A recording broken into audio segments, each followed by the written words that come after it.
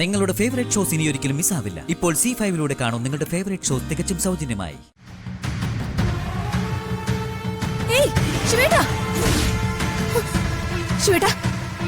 എന്തായി കാണിക്കുന്നേ?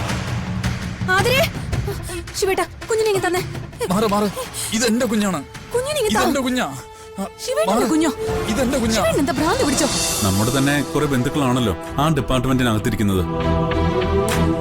അതില് ചില സ്വകാര്യ താല്പര്യക്കാരും ഉണ്ട്.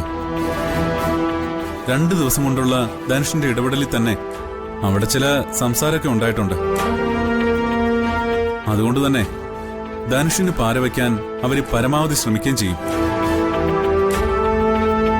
അതൊക്കെ മറികടന്ന് പർച്ചേസ് ഡിപ്പാർട്ട്മെന്റ് അവ നേരെയാക്കിയാൽ നന്ദേട്ടൻ ധനുഷിനെ അംഗീകരിക്കും. ആ സമയത്ത് വേണം അച്ഛൻ നന്ദേട്ടനോട് ഇക്കാര്യം പറയാം. അങ്ങനെയാണെങ്കിൽ ചിലപ്പോ അച്ഛൻ വിചാരിക്കുന്ന പോലെ കാര്യങ്ങൾ നടക്കും. നീ ഞാൻ വിചാരിച്ചതുപോലെയല്ല. കാര്യങ്ങളൊക്കെ മനസ്സിലാക്കാൻ അറിയാം. അർച്ചനയുടെ കൂടെ ജീവിച്ചതിന്റെ ഗുണം നിനക്ക് കിട്ടിയിട്ടുണ്ട്. നിന്റെ അമ്മയുടെ അതേ സ്വഭാവ അർച്ചനയ്ക്കും കിട്ടിയിരിക്കുന്നത്. കുടുംബത്തിന്റെ നന്മയ്ക്കും ഒത്തൊരുമയ്ക്കും വേണ്ടി അവള് തീരുമാനിക്കുന്നത് നമ്മളിലൂടെ അവള് നടപ്പാക്കും. ആ ബ്രില്യൻസ് അർച്ചനയ്ക്ക് നല്ലതുപോലെയുണ്ട്. എന്നാ നീ ചെല്ല്.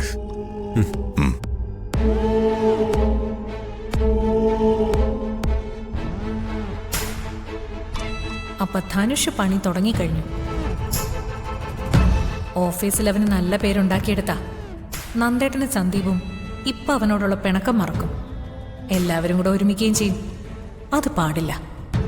അവൻ ഓഫീസിൽ തന്നെ ഒരു പണി കൊടുക്കണം. അവന്റെ വിശ്വാസം തകർക്കണം. അതിന് ഓഫീസിൽ തന്നെ അവനൊരു കെണി ഒരുക്കണം. അതിന് പറ്റിയ ഒരാളെ ഓഫീസിൽ തന്നെ കണ്ടെത്തണമല്ലോ. ആരാ ഇപ്പോൾ ഉള്ളത്? രേണുക. അവളും പർച്ചേസ് ഡിപ്പാർട്ട്മെന്റിൽ തന്നെയാണല്ലോ ഉള്ളത്. ധനുഷിനൊരു പണി കൊടുക്കാൻ രേണുകയേക്കാൾ നല്ലൊരു ഓപ്ഷൻ ഓഫീസിൽ വേറെ ഇല്ല.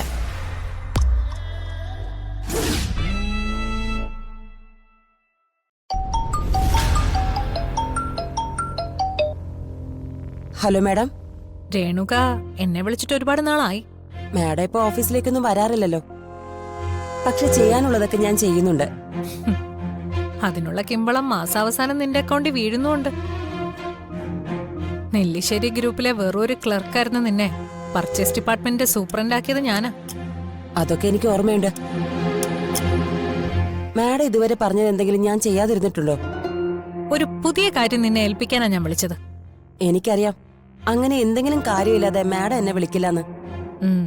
പർച്ചേസ് ഡിപ്പാർട്ട്മെന്റിലെ പുതിയ ഹെഡ് ധനുഷിന്റെ പെർഫോമൻസ് എങ്ങനെയുണ്ട്?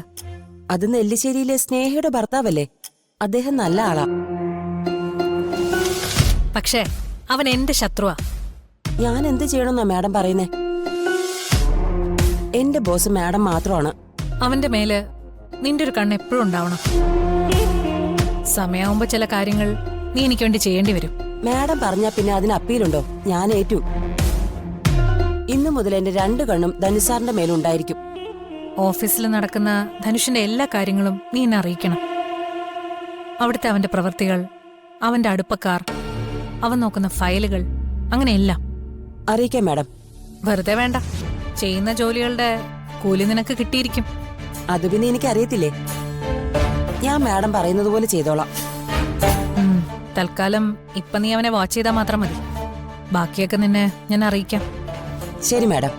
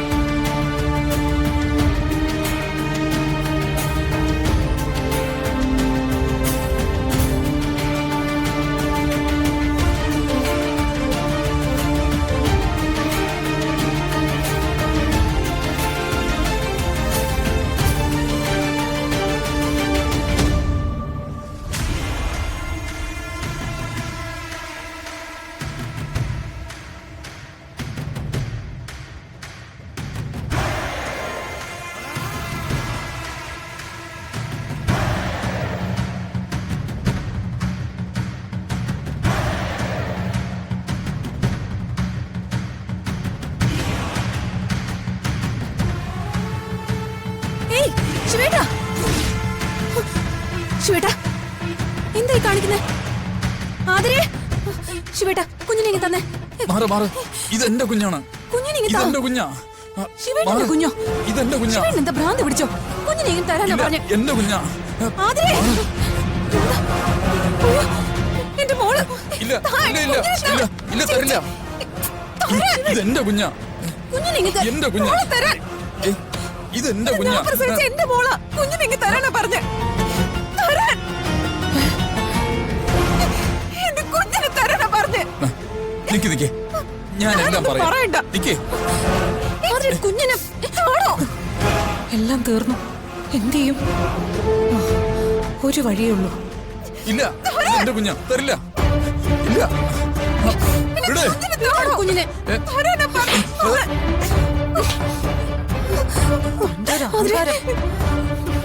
എന്താ എന്താ അച്ഛാ, ഇയാൾ ആതിരയുടെ കുഞ്ഞിനെ എടുത്തോണ്ട് പോവാൻ നോക്കുമായിരുന്നു.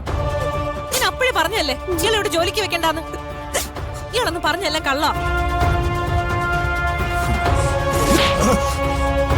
താൻ എന്താടോ കാണിച്ചത്? ഇവളുടെ കുഞ്ഞിനെ എടുത്തോണ്ട് പോകാൻ നോക്കിയത് എന്തിനാ? ഇറങ്ങി പോടോ. തനിക്ക് ഇവിടെ ജോലിയില്ല, ഒന്നുമില്ല. ഇനി മേലിൽ തന്നെ ഇവിടെ കണ്ടുപോകരുത്. ഇറങ്ങി പോവാൻ. സാർ, ഞാൻ പറയുന്ന ഒന്ന്.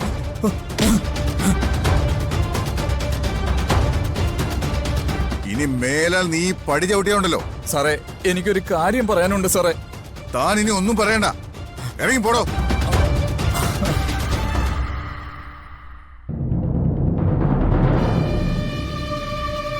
അച്ഛാ, അയാളൊരു കൊലപാതകയാ. പിടിച്ച് പോലീസിൽ ഏൽപ്പിക്കായിരുന്നു വേണ്ടത്. അയാൾ എന്തിനാ എന്റെ കുഞ്ഞിനെ എടുത്തോണ്ട് പോകാൻ നോക്കി? അതിനൊക്കെ ഭ്രാന്തല്ലേ? ഏത് കുഞ്ഞിനെ കണ്ടാലും അയാളുടെ കുഞ്ഞാണെന്ന് തോന്നും. മോളെ, കുഞ്ഞാകെ പേടിച്ചിട്ടുണ്ട്. കൊണ്ടുപോയി പാല് കൊടുക്ക. ചെല്ല്.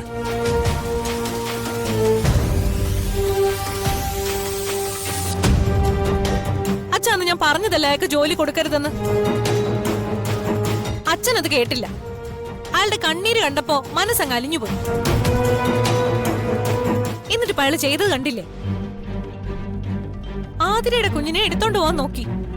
അപ്പൊ എന്തായിരുന്നു അയാളുടെ ഉദ്ദേശം? കുഞ്ഞുങ്ങളെ തട്ടിക്കൊണ്ടു പോകുന്ന ഏതോ ഒരു ഗ്യാങ്ങിന്റെ ആളാണ് ഇയാളെന്നാ എനിക്കിപ്പോ തോന്നുന്നേ. അച്ഛനൊരു തെറ്റ് പറ്റിപ്പോയി മോളെ, പേടിക്കണ്ട. ഇനി അയാള് ഈ മുറ്റത്ത് വരാൻ അച്ഛൻ സമ്മതിക്കില്ല. ഡൗൺലോഡ് ചെയ്യൂ C5 ആപ്പ്. കാണൂ എല്ലാ എപ്പിസോഡുകളും സൗജന്യമായി.